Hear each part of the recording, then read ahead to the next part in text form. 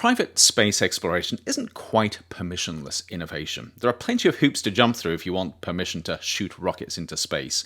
But the sheer audacity of the emerging technologies and aspirations in what has become known as new space is being driven by very loosely constrained innovation.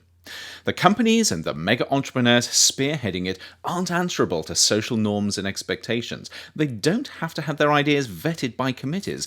They have enough money and vision to throw convention to the wind. In short, they have the resources and freedom to translate their dreams into reality with very little permission required. The parallels with Nathan in Ex Machina are clear.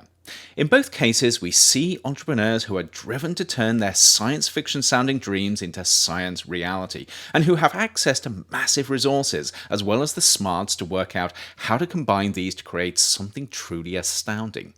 It's a combination that's world-changing, and one that we've seen at pivotal moments in the past where someone has had the audacity to buck the status quo and change the course of technological history. Of course, all technology geniuses stand on the shoulders of giants, but it's often individual entrepreneurs operating at the edge of permission who hold the keys to opening the floodgates of history-changing technologies. And I must admit that I find this exhilarating. When I first saw Elon Musk talking about his plans for interplanetary travel, my mind was blown.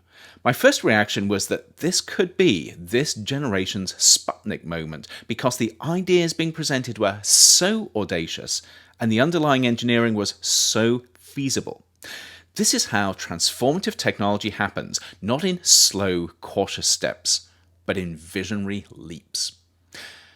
But it also happens because of hubris, that excessive amount of self-confidence and pride in one's ability that allows someone to see beyond seemingly petty obstacles or ignore them altogether. And this is a problem, because as exciting as technological jumps are, they often come with a massive risk of unintended consequences. And this is precisely what we see in Ex Machina.